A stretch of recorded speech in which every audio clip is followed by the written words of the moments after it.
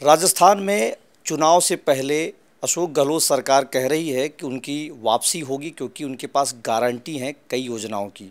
इसके लिए विधिवत 2 महीने से यहाँ पर कैंप लगाए जा रहे हैं और इसी बात को लेकर के जो कांग्रेस का केंद्रीय नेतृत्व है वो भी यही कह रहा है कि हमारी वापसी यहाँ पर होगी।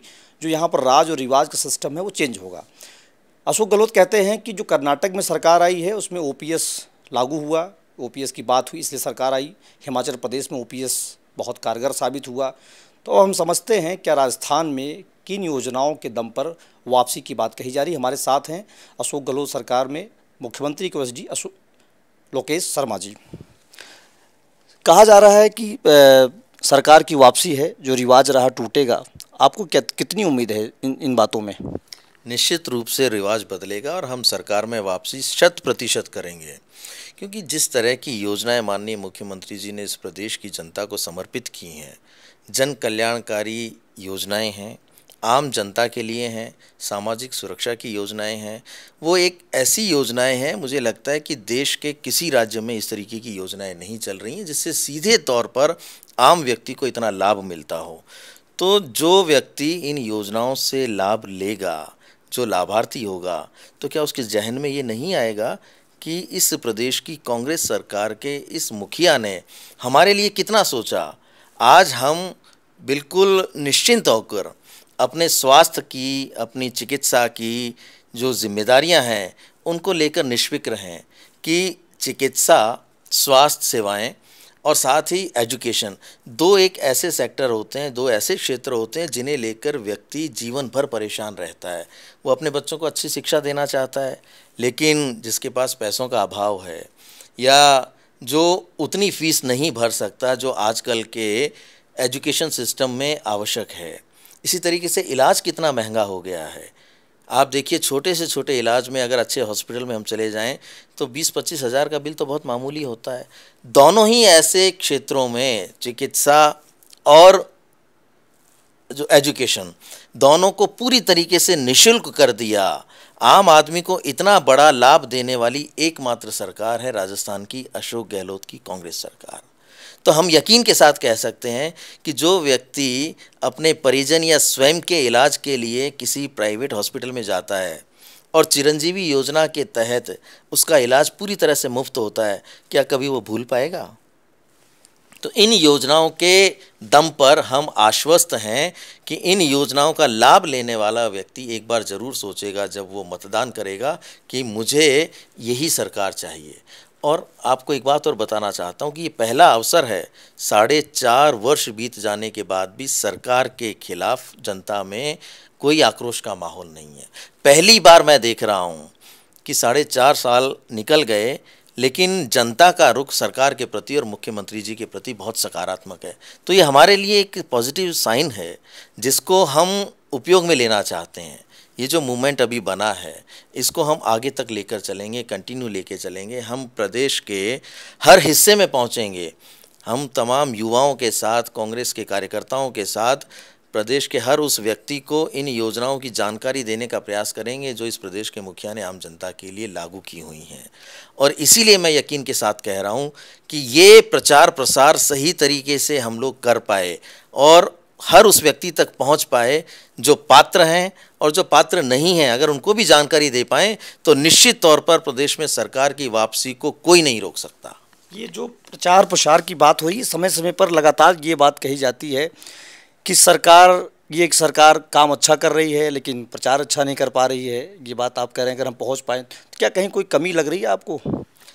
देखिए, मैंने ये कहा आपको कि हमने 2 बार पहले भी शासन किया है और योजनाएं हमने तब भी बहुत अच्छी लागू की। मुख्यमंत्री अशोक गहलोत ही तब प्रदेश के मुख्यमंत्री रहे। लेकिन जो हमने कमी महसूस की उन दोनों शासनकाल में वो यही की कि हम अपनी जो योजनाएं हैं या हमारे कामकाज, हमारी उपलब्धियां, हमारे फैसले उसे उस रूप में जनता तक नहीं पहुंच पाने में सफल हो पाते जिस तरीके से होना चाहिए। जैसे कि विपक्ष बहुत सक्रिय रहता है इन तमाम मामलों में। अभी भी हमने कई बार ये महसूस किया, क्योंकि मैं प्रदेश के हर हिस्से में पहुंच रहा हूं, बीजेपी के जो अति सक्रिय कार्यकर्ता हैं वो हमारी योजनाओं को अपनी योजनाओं के नाम से प्रसारित करते हैं कि ये केंद्र से मिल रही हैं, मोदी जी ने ये किया है आपके लिए। तो ये जो भ्रामक उनका प्रचार है, उसको नेस्तनाबूद करने के लिए इस बार हमने पूरी तरीके से कमर कस रखी है। हम गांव-गांव पहुंचेंगे, ढाणी-ढाणी पहुंचेंगे और उनके इस झूठ को जो बार-बार वो फैलाते हैं या भ्रामक प्रचार करते हैं, एक तो वो नहीं चलने देंगे। दूसरा, सकारात्मक तरीके से जो हमने काम किए हैं आज तक, वो आम जनता तक पहुंचाने में हम सफल इसके होंगे। लिए क्या योजना है आपकी? क्या कोई योजना है, कोई स्ट्रेटजी क्या है? देखिए, स्ट्रैटेजी तो सीधी सी है कि हम हमारे युवा साथियों के माध्यम से, डिजिटल कैंपेन के माध्यम से और कार्यकर्ताओं के माध्यम से जितने भी हम माध्यमों का उपयोग ले सकते हैं, सभी का उपयोग लेते हुए सीधे तौर पर पहुंचेंगे और आम जनता के बीच जाके बात कहेंगे अपनी। हमने जैसे आपको गिनाया कि कर्नाटक में, हिमाचल प्रदेश में, अन्य जगहों पे आपकी ओपीएस काम कर गई। एक ये आपके मुख्यमंत्री जी कहते हैं कि गुजरात में जो मेरी हार हुई उसके लिए आम आदमी पार्टी को जिम्मेदार ठहरा रहे थे उस समय। वो कहते हैं हमने पंजाब में, दिल्ली में, गुजरात में हर जगह कांग्रेस को नुकसान पहुंचाया, उनसे हमने अच्छी लड़ाई लड़ी। आपको क्या लगता है चुनौती क्या है? आपको भाजपा है, आम आदमी पार्टी है, क्या लगती है आपको? देखिए, राजस्थान में मुझे नहीं लगता कि किसी तीसरी पार्टी का कोई और भविष्य भी है। यहाँ अगर सीधे तौर पर जो मुकाबला होना है वो तो भारतीय जनता पार्टी के साथ ही होना है। दूसरा और किसी को हम अपने सामने मुकाबले में शामिल ही नहीं करते हैं। लेकिन इस बार हम आश्वस्त हैं कि भारतीय जनता पार्टी भी हमारे सामने टिकेगी नहीं। हमने जो आज तक काम किए हैं उन कामों की बदौलत। एक जो 2-3 सालों में जो राजस्थान लगातार चर्चा में रहा, राजस्थान के बाहर जो बैठे दोस्त होते हैं मेरे, वो पूछते हैं कि लोकेश शर्मा जी लगातार बीच-बीच में समय-समय पे आते रहते हैं दिल्ली की मीडिया में, यहाँ की मीडिया में। आपके ट्वीट कई बार बड़े वायरल हो जाते हैं। आपने भी एक ट्वीट किया था कि यशोद जी को पूछने की क्या ज़रूरत है, मैंने पहले ही कह दिया था। उस दिन में बड़ा चर्चा में थे आप। क्या मसला है? अभी क्या अपडेट है उस पूरे कहानी का?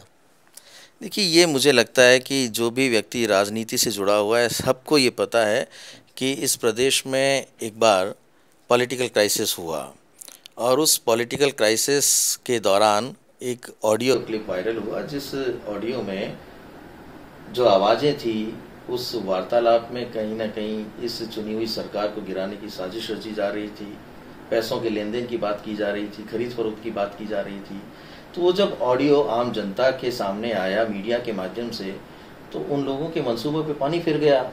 जो सरकार गिराना चाहते थे वो एक्सपोज हो गए, सबके सामने आ गए। तो उस घटनाक्रम के बाद, क्योंकि वो जो ऑडियो क्लिप्स थे वो मैंने मीडिया को भेजे थे, लेकिन मेरे ऊपर आरोप ये लगाया गया कि उनको रिकॉर्ड मैंने किया है, उनको टेप मैंने किया है। जो एफआईआर गजेंद्र सिंह शेखावत जी ने मेरे ऊपर करवाई, उसमें यही मेंशन किया कि फ़ोन टेप किया गया और उसको इल्लीगल तरीके से टेप करने के बाद वायरल किया गया। तो मैं तो खुद उनसे ये पूछना चाहता हूँ कि जब आपने ये स्वीकार कर लिया एफआईआर के माध्यम से कि उन ऑडियो क्लिप्स में आप ही की आवाज़ थी, तो इस प्रदेश की एसीबी ने जो बार बार उनसे वॉइस सैंपल की मांग की, उसकी अब कोई आवश्यकता नहीं रह जाती। उस एफआईआर को ही आधार मानकर उस पे जांच आगे बढ़ाई जानी चाहिए और उस पे जो भी एक्शन लेना चाहते हैं, जो भी उनका पेंडिंग है उसमें आगे बढ़ने के लिए, उसको किया जाना चाहिए।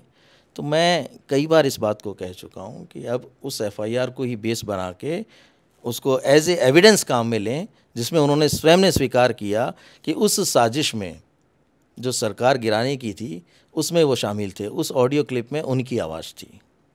ये तो आपने साफ साफ बता दिया। इस मसले को हम लोगों ने कई बार देखा भी। अब एक आपसे पर्सनल सवाल करते हैं। अब बीकानेर, चर्चा है कि इसमें बीकानेर से आप चुनाव लड़ सकते हैं विधानसभा का।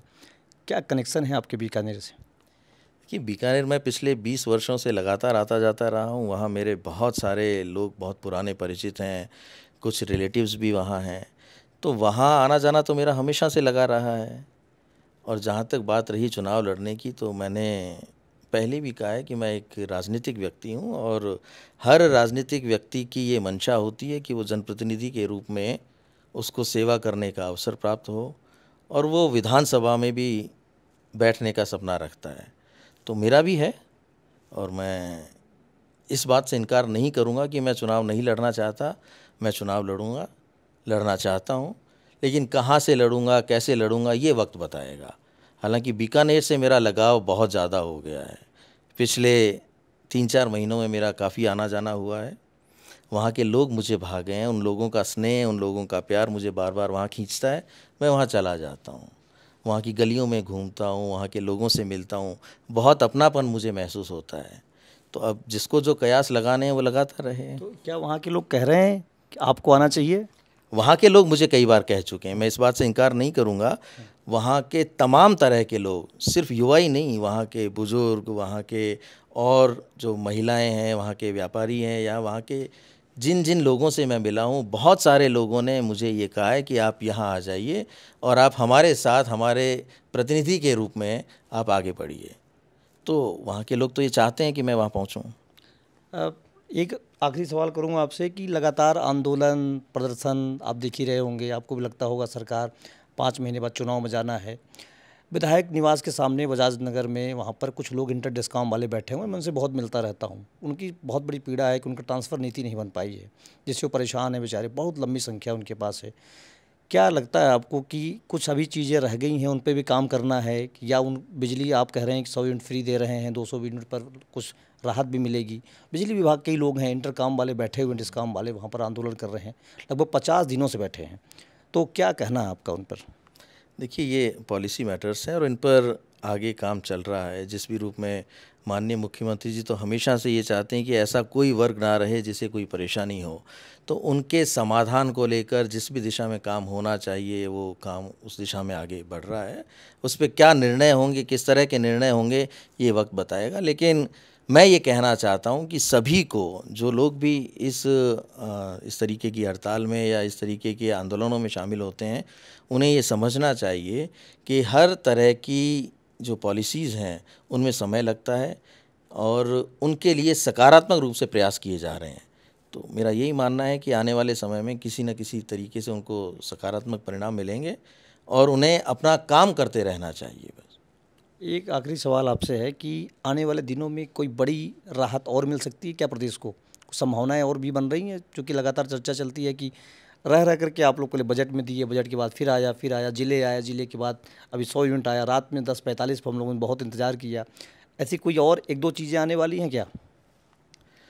आपने आखिरी करते हुए तीसरा सवाल मुझसे पूछ लिया। इसका जवाब मैं आपको देना चाहता हूँ कि ये हमारे जादूगर मुख्यमंत्री जी का पिटारा है। उस पिटारे से कब क्या निकल जाएगा, इसका तो हम कुछ भी नहीं बता सकते। कब किस तरह की राहत वो आम जनता के लिए लेके आ जाएं, ये कभी भी हो सकती हैं, किसी भी रूप में हो सकती हैं। लेकिन उनकी मंशा हमेशा से इस प्रदेश की आम जनता को सीधे तौर पर राहत देने की रही हैं। बड़े संवेदनशील तरीके से उनके निर्णय रहते हैं कि आम व्यक्ति सामाजिक सुरक्षा की योजनाओं तक कैसे पहुँचे, कैसे उनका लाभ ले पाए, कैसे उनको उपयोग में ले पाएँ। तो हो सकता है आने वाले समय में आपको और कोई बड़ी राहत मिल सके प्रदेशवासियों के लिए, पर ये पिटारा हमेशा कुछ न कुछ निकाल के लाता ही रहता है। तो ये थे हमारे साथ लोकेश शर्मा जी। इन्होंने बता दिया है कि सारी बातें बीकानेर से लेकर के सरकार की योजनाओं को लेकर के, हड़तालों पर इन्होंने तमाम सारे सवालों का जवाब दिया है और आने वाले दिनों में कुछ और राहत मिल सकती है, ऐसा इनका कहना है। और पिटारा है, अब आप लोग लगातार इस चीज़ को आप देख भी रहे हैं कि मुख्यमंत्री खुद कहते हैं कि मांगने वाले मांगते मांगते थक जाएंगे और हम देते देते नहीं थकेंगे। एबीपी लाइव के लिए संतोष कुमार पांडे, जयपुर।